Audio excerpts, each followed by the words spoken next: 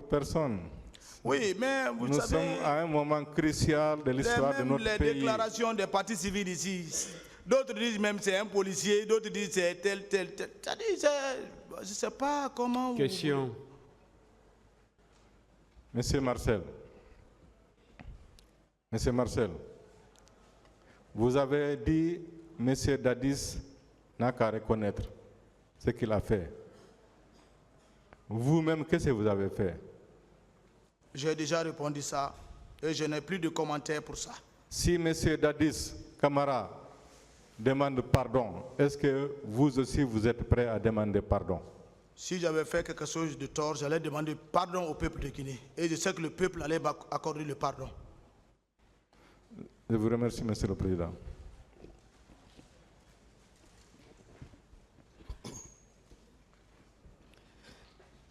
Merci, Monsieur le Président. Capitaine Marcel, vous avez fait des déclarations écrites ici. Est-ce que je peux avoir une copie de ces déclarations?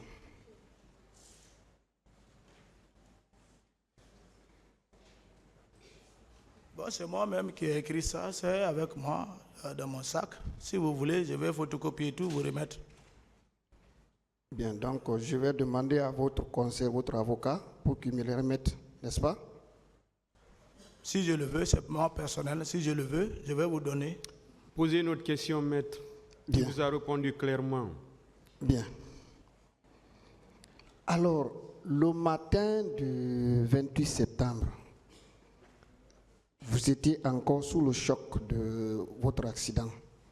Vous êtes venu chez Dadis. Vous l'avez trouvé, il était en train de s'adresser.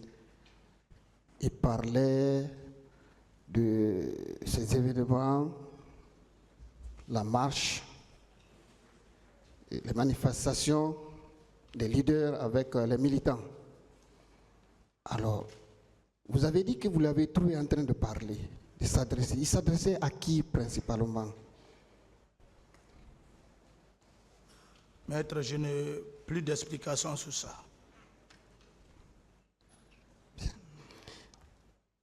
Dadis disait, capitaine Dadis disait, le pouvoir est dans la rue. Ils vont le regretter, il faut les mater. Est-ce qu'il s'adressait aux gardes de salon? Est-ce qu'il s'adressait à la garde parallèle? Est-ce qu'il s'adressait à son aide de camp, Monsieur Marcel? J'ai beaucoup expliqué ça et je crois que vous avez entendu des réponses concernant cet fait. Prenez ce que j'ai déclaré. Je n'ai plus d'explications sur ça. Bien.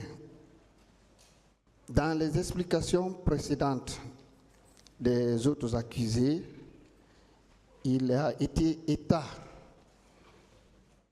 de mésentente entre ces gardes rapprochés aux gardes présidentiels de capitaine Moussa Dadis Camara. Est-ce que vous étiez opposé à un d'eux?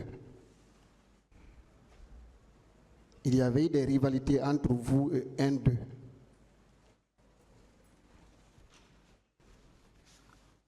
Je ne comprends pas la question. Ma question, quand on a écouté certains accusés ici, à la barre, ils disaient que ça n'allait pas entre ces gardes. Tantôt, c'est colonel Tchiboro, alors qu'il n'était pas d'accord avec le commandant Aboubakar Toumba Diakité.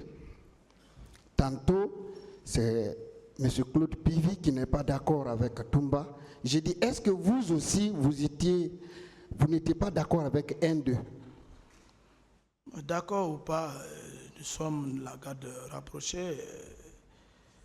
Ces événements, ces disputes se passaient à nos yeux. C'était créé par le capitaine lui-même, divisé pour régner. Un lieu pollué comme ça ne peut pas avancer. Voilà, il faut mettre le point sur les i. Quand il y a de ces circonstances pour éviter le désaccord entre tes hommes. Mais si c'est ce qui a été profitable pour lui, voilà le résultat. Il est arrivé même à intervenir entre vous, ces gardes, parce que vous n'étiez pas d'accord entre vous. Qu'en dites-vous? Bon, le capitaine Moujadadis Camara n'a pas intervenu pour moi personnellement à ce fait. Voilà, moi. Je parle de moi. Bien. Mais entre vous et commandant Toumba, ça n'allait pas? Non. Il a donné des exemples ici. Je vais les réitérer pour vous. Il disait à cette barre qu'un jour, il était dans le cortège, vous êtes venu, vous arrêtez devant son véhicule et vous avez voulu qu'il ne s'aligne pas, qu'il ne suit pas. Et il aurait donné l'ordre à son chauffeur que s'il s'arrête, marche sur lui. Est-ce que cela s'est passé? C'est sa déclaration. Moi, je n'ai pas senti ça. C'est ici qu'il a déclaré. C'est lui qui l'a déclaré. C'est lui qui doit développer ça. Moi, je n'ai pas constaté de rupture entre moi et le commandant Toumba. Bien. Un deuxième exemple, vous serez venu lui tendre la main quelque temps après, toujours dans les mêmes circonstances. Il a dit, si tu me salues, je te casse le bras. Il a répété ça ici. Est-ce que ce n'est pas une rivalité, ça? Moi, je ne peux pas être en rivalité avec le commandant Toumba. Voilà. Bien. Vous avez souligné dans vos déclarations qu'il n'y avait pratiquement pas de garde présidentielle au stade du 28 septembre, à part vous-même et commandant Toumba, si j'ai bonne mémoire, n'est-ce pas? En tout cas, je n'ai pas vu quelqu'un qui faisait partie de la garde rapprochée réelle du président du salon. Je ne l'ai pas vu. Si je l'avais vu, je l'ai le nommé. Mais Begré était là-bas? Oui, Begré était la garde parallèle, il était au camp Koundara. Je ne sais pas qui l'a appelé de venir au stade. Garde parallèle, il y avait aussi Makambo? Le chargé d'opération du président. Il était de la garde parallèle aussi, ça c'est garde parallèle? C'est ça, c'est la garde parallèle, c'est ce qu'on appelle garde parallèle. C'est un terme. Que vous utilisez? C'est ça. Bien. Et M. Pivi, Claude Pivi, il était aussi au stade? Je ne l'ai pas vu. Mais il a été démontré ici par une photo. Lorsqu'une des victimes est apparue ici et il dit qu'on l'a fait monter dans une pick-up dans laquelle était M. Claude Pivi. Ils l'ont amené jusqu'à Bomboli. En le traînant au sol, il était encore là. On a vu ces jours beaucoup de questions et M. le procureur a fait la démonstration dans son ordinateur en zoomant la personne qui était arrêtée. Et tout le monde a vu que c'était Claude Pivi. Qu'en dites-vous? Comme moi, je n'ai pas vu la photo, j'étais dans le box des accusés. Je n'ai pas fait assez de temps au terrain. S'il est venu là-bas, je ne l'ai pas vu. S'il est venu après nous, ça, je ne peux pas témoigner ça. Mais moi, personnellement, je parle de Marcel. Marcel n'a pas vu Claude Pivi. Monsieur Cécile Raphaël, Monsieur Paul Mansa qui l'a évoqué, ils étaient tous au stade.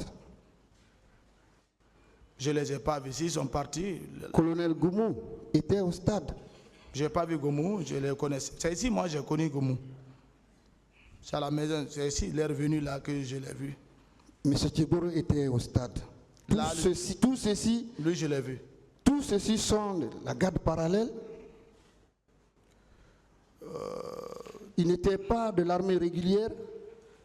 Mais vous dites, vous pensez que être garde parallèle n'est pas être l'armée régulière?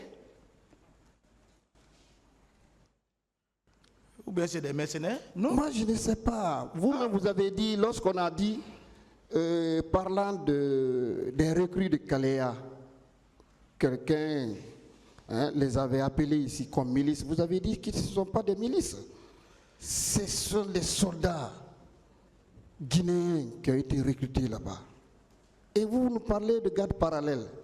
Mais comment vous pouvez nous expliquer le terme garde parallèle pour qu'on soit convaincu? J'ai déjà donné cette définition plusieurs fois. Je ne reviens plus sur ça.